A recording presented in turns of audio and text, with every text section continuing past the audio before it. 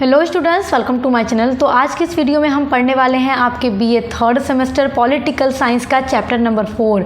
Chapter number 4 में आपको पढ़ना है अर्धसंघवाद की अवधारणा, यानी the concept of quasi federalism.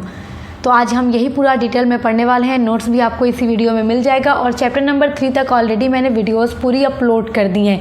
सभी की प्लेलिस्ट हमारे चैनल सक्सेस मास्टर पॉइंट पे बनी हुई है, तो आप चेक करके ज़रूर पढ़िएगा। और आप हमें इंस्टाग्राम और फेसबुक पर भी ज़रूर फॉलो कीजिएगा, आपको हमारे चैनल के अबाउट में लिंक मिल जाएगी। तो देखिए अर्धसंघवाद क्या है, इसके बारे में समझते हैं। अच्छा देखिए, जब हमारे भारत का संविधान बनाना था तो जो हमारे संविधान निर्माता थे उनके सामने एक बहुत ये बड़ा प्रश्न था कि संविधान का जो हमारे संविधान का स्वरूप होगा वो एकात्मक स्वरूप होगा या फिर संघात्मक स्वरूप होगा। तो ये एक सवाल उनके सामने था कि उन्हें समझ नहीं आ रहा था कि हम एकात्मक बनाएं या संघात्मक। तो उन्होंने यानी हमारे संविधान के निर्माताओं ने भारत के संविधान को न पूरी तरह से एकात्मक संविधान का स्वरूप दिया और न ही पूरी तरह से संघात्मक संविधान का स्वरूप दिया, बल्कि दोनों का स्वरूप दे दिया, जिसको कहा जाता है अर्धसंघवाद। तो हमारे जो संविधान का स्वरूप है वो अर्धसंघवाद है। तो इसी के बारे में आज हमें पूरा डिटेल में पढ़ना है। देखिए, संविधान में भारत को राज्यों का संघ कहा जाता है, यानी यूनियन ऑफ स्टेट कहा गया है। और संविधान में जहाँ कुछ संघवाद की मान्य लक्षण पाए जाते हैं वहाँ एकात्मक राज्य के लक्षण का प्रभुत्व भी जहाँ तहाँ हमें दिखता है।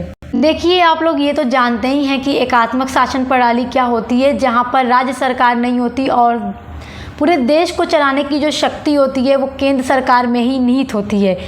और जहाँ आप हमारे भारत को तो जानते ही हैं कि यहाँ पे केंद्र सरकार भी है, राज्य सरकार भी है। तो हमारे भारत के संविधान की जो विशेषता है वो एकात्मक भी है और संघात्मक भी है, इसीलिए इसको अर्धसंघवाद कहा जाता है। देखिए, हमारे भारत की जो शासन प्रणाली है वो ना तो पूरी तरह से एकात्मक शासन प्रणाली है और न ही पूरी तरह से संघ शासन प्रणाली है, जबकि हमारे भारत की जो शासन प्रणाली है वो एकात्मक और संघ दोनों का मिश्रण है, इसीलिए इसको अर्धसंघवाद कहा जाता है। देखिए, इसी पर डी बसु का विचार है। इन्होंने अपना विचार दिया है कि भारत का संविधान न तो पूर्ण रूप से एकात्मक है और न ही पूर्ण रूप से संघात्मक है, बल्कि ये दोनों का सम्मिश्रण है, इसीलिए ये अर्धसंघवाद है। देखिए, संघवाद वह तंत्र होता है जिसके द्वारा राज्य की सारी शक्तियों का विभाजन दो प्रकार की सरकारों के मध्य हो जाता है। और ये दो प्रकार की सरकार कौन कौन सी है? एक केंद्र सरकार, दूसरी राज्य सरकार, राज्य सरकारों के रूप में होती है। ठीक है। संघात्मक सरकार की परिभाषा करते हुए फाइनर ने ये बात कही कि यह शासन है जिसमें सत्ता और शक्ति का एक भाग स्थानीय क्षेत्रों में निहित होता है और दूसरा भाग केंद्रीय संस्था में निहित होता है, जैसा हमारे भारत में है। आइए अब देखते हैं भारतीय राज्य की अर्थसंघीय विशेषताएं क्या क्या हैं। तो बहुत इंपॉर्टेंट है आपके एग्जाम के लिए, और आपके एग्जाम में जब क्वेश्चन आएगा लॉन्ग में जब पूछेगा तो आपसे पूछेगा अर्धसंघवाद की अवधारणा देते हुए उसकी विशेषताओं का वर्णन कीजिए। तो आपको ये पूरा लिखना होगा जो आज की वीडियो में मैं आपको पढ़ा रही हूँ, तो स्क्रीनशॉट कर लीजिएगा। पहली विशेषता है एकल संविधान। देखिए, यह पूर्ण संघ या स्टार्स दोनों पर पारित होता है। एक सच्चे संघ में संघ व राज्यों के लिए भिन्न भिन्न संविधान होते हैं।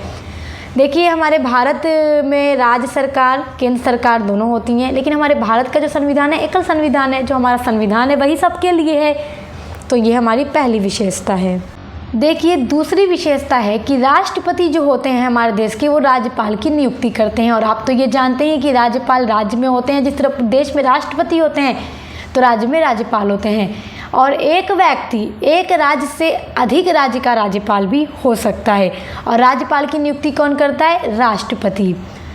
वह केंद्र के प्रतिनिधि के रूप में भी कार्य करता है। जो राज्यपाल होता है वो केंद्र सरकार के प्रतिनिधि के रूप में कार्य करता है और उसके द्वारा केंद्र राज्यों पर नियंत्रण करता है। देखिए, तीसरी विशेषता है कि भारत में एक एकीकृत अथवा एकीकृत न्यायिक प्रणाली होती है। जैसे कि हमारे भारत के प्रत्येक राज्य का अपना हाई कोर्ट होता है और जितने भी हाई कोर्ट होते हैं वो सुप्रीम कोर्ट के अंडर में होते हैं।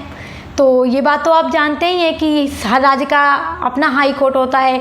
तो देखिए, जो एक हाई कोर्ट है अगर, तो वो दो राज्यों का भी हाई कोर्ट हो सकता है, यानी एक कॉमन हाई कोर्ट दो राज्यों का भी हो सकता है। और हमारे भारत में ऐसा है भी, जो आप फर्स्ट सेमेस्टर पॉलिटिकल साइंस में पढ़ चुके हैं, मैं आपको पढ़ा चुकी हूँ। और सभी किसके अंडर में होते हैं? सुप्रीम कोर्ट के अंडर में, जो कि कहाँ है? दिल्ली में। चौथी विशेषता है राज्यसभा में राज्यों का एक जैसा प्रतिनिधित्व नहीं होते। जैसे कि देखिए सांसद होते हैं ना, लोकसभा राज्यसभा में सांसद, तो राज्यसभा में राज्यों का एक जैसा प्रतिनिधित्व नहीं होते, जबकि ये जनसंख्या के ऊपर निर्भर करता है। राज्यसभा में निम्न जनसंख्या वाले राज्यों से अपेक्षाकृत जनसंख्या वाले राज्यों के प्रतिनिधि अधिक होंगे। राज्यसभा में जो प्रतिनिधि होंगे, जो सांसद होंगे, तो देखिए अगर कोई राज्य ऐसा है जहाँ की जनसंख्या कम है तो वहाँ से कम प्रतिनिधित्व आएंगे, और जहाँ की जनसंख्या अधिक है वहाँ से अधिक प्रतिनिधित्व राज्यसभा में होंगे, याद रखिएगा।